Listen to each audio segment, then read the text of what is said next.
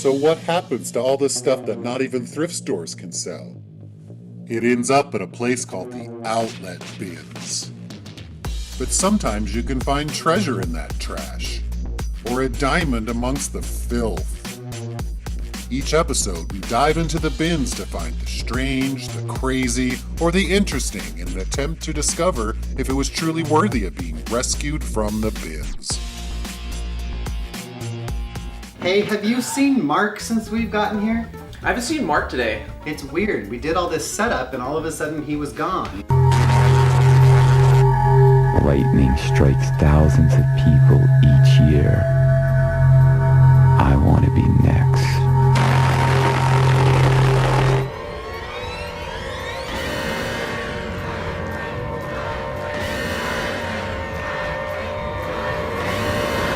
Would you like to see some magic tricks? Oh my god. I would like to see anything else than what I'm seeing right now, so yes. Are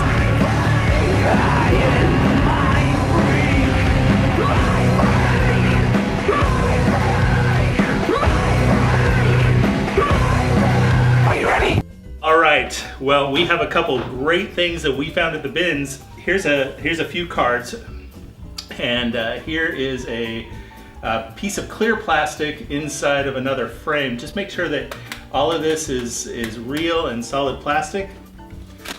And those are real cards. These are authentic Chris Angel Mind Freak. Mind Freak. I am picking the ace and the 2. Make sure that's a real pen. So I'm going to take one of these cards and slip it right in this little case right here. Take that and slip this one on the other side. Take that here. And push we'll go the pin push through the cards. Mind Freak. And then we take this out of there. Inspect that the cards are actually gone through and the plastic Cards. is still intact. The card has a hole And the in it. pen is real. Mind Freak! Mind Freak! No. So we got one more trick for you, and then we'll talk about it. Wait, was that the trick? So he pushed the pin through the card and then the card plastic. I thought he was gonna make the cards whole again. And what the best part of that is, that requires you to buy more Chris Angel Mind Freak cards because they legitimately just have holes in them now. Microtransactions. So do we get to know how any of this is done? How Mark transformed into Chris Angel? Does this costume come with the magic kit? Every part of this costume, with the exception of the hat, so the glasses, the hair, and the vest, all came from the bins. So But one of North the standard techniques of a magician is the art of distraction. So done. Mind Freak. Are you ready? Well, now, as you know, we like to decide after we pick something out of the bins. Did we rescue something good? Should we keep it? Should we get rid of it? Or should we destroy this? Kill it. Make it disappear. Oh, I've got an idea.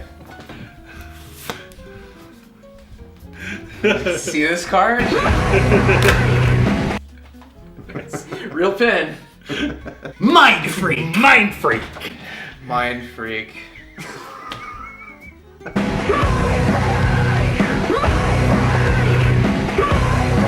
Are you ready? If you will.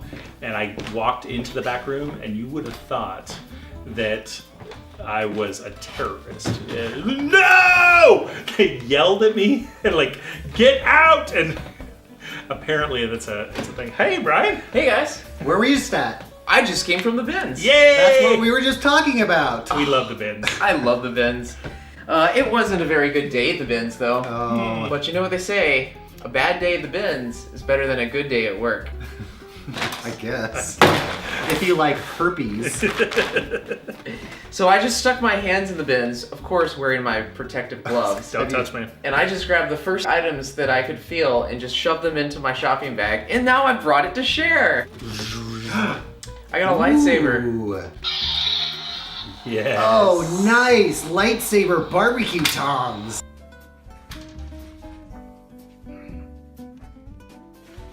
It's kind of clunky. Oh, I see. The whole thing is... Yeah, in order to actually get the tongs to go together, they lock in place. It's probably the least effective tongs I think I've ever seen. That is neat but flimsy. But it's for the true Star Wars fan. You know... It keeps on trying to make a noise. I feel like it... Yeah, it's just an audio clip. Oh, yeah. And right about 1/3 into the clip, there's a little hint of a movement Oh, I see. that teases you. You know what we could use this for? Is for the Sound sync? clapper sound sync. Rolling. Are there any terrible Star Wars puns That we was, could that make was just the... about what kind of thing that they would be making on the grill in Star Wars with this? Bantha burgers? I was thinking Bantha something. Isn't Grillo a character? Greedo. Greedo. Grillo. What's Grillo? Grillo is nothing except now my favorite Star Wars character that never existed. He's Grillo's Revenge. Grillo's Revenge. Well, May the Oh, forks, shoot. Maybe the forks be with you.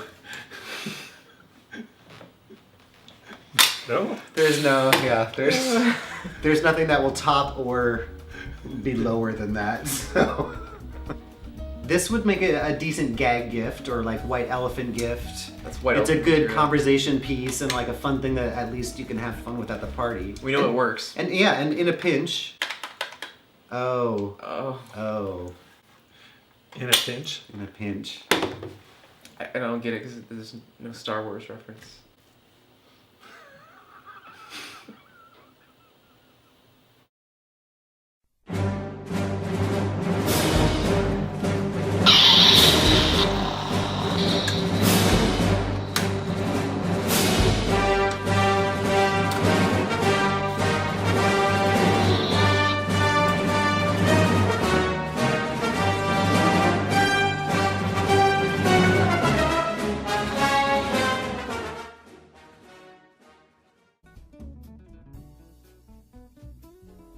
Well, you guys, the bins is not just a place of idle fun. It is also a place of hope, as I found out in Shattered If Your Kid's on Drugs, or Shattered If Your Kid's on Drugs.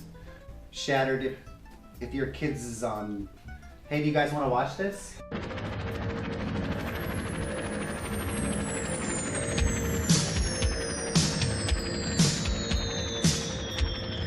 What a great town. Beautiful, prosperous. Yeah, seems like an ideal place to raise a family, doesn't it? So I found Shattered If Your Kid's on Drugs, which... Is that all one word? It is all... it is the most bizarre titling. If your kids are on drugs, you are shattered? I think this is for parents. You know, you're at a hospital and they've got a little mini library of resources for parents for like, "Well, I don't know what to do." And who is here to help you more Special than appearance. Burt Reynolds and Judd Nelson, it says special appearance, and I think that is meant to say special court-ordered appearance. I think they're in 4 scenes total. And adjunct to the movie. Judd, I keep wanting to call him Judd Hirsch. Judd Nelson. I keep on wanting to say Judd Apatow. Judd Apatow. There's a lot of famous Judds. Burt Judge Reynolds. Reinhold. But as you said, as we were watching it, they're omniscient third person. They're observers to what is going on. They pull you right out of the story. And they're shown walking in a field and sitting in a tree. And sitting by the campfire whittling a stick. Whittling a stick was one of them. Judd Nelson was playing with a ball in one of them. It's like they set up the scene and then they're like, well, we can't just film them talking. They have to be doing something. Whittle this stick. They are sitting in a tree and by a fence and in the forest. I would say was phoning it in, but I think literally they were reading it off the cue cards for the first time in one take, and then that's what they had to go to. It's called denial. You know, like that could never happen to my kids. They better get the blinders off before it's too late.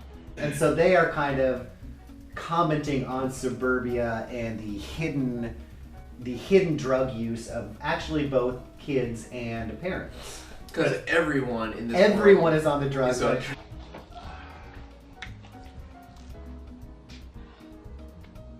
My God, you've been eating these things? That's all you got left. Oh, it can't be. I just had those refilled. I mentioned it was the Requiem for a Dream of like after-school suburban Los special. Angeles. They do address smoking crack, and Very That's the quickly. first thing that they do is smoke crack. It escalates quickly. What's that? Is that cocaine? It's crack. Crack.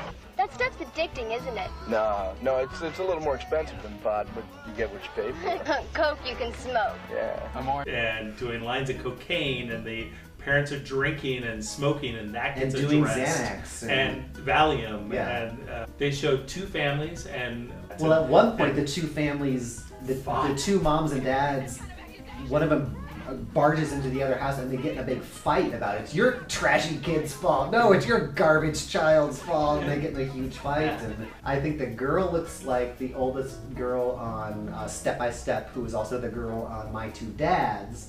There's a character, one of the psychologists looks like one of the dads of My Two Dads that's not Paul Reiser. So he looks like the... Wow. Oh my gosh. Oh, you're kind of right. So we cut back and end with a wrap-up segment with Judd and Bert, and Judd says, "Hey, you want to go get a drink?" How about a drink? Sure. Come on. I'll buy you a soda. Freeze frame on Burt Reynolds where we all spontaneously burst into applause. As far as the other actors in this, Dermot Mulrooney is in this, and he plays... one of the circle of friends, and He's a dirtbag. He's a dirtbag. You saw the pilot from Airplane 2.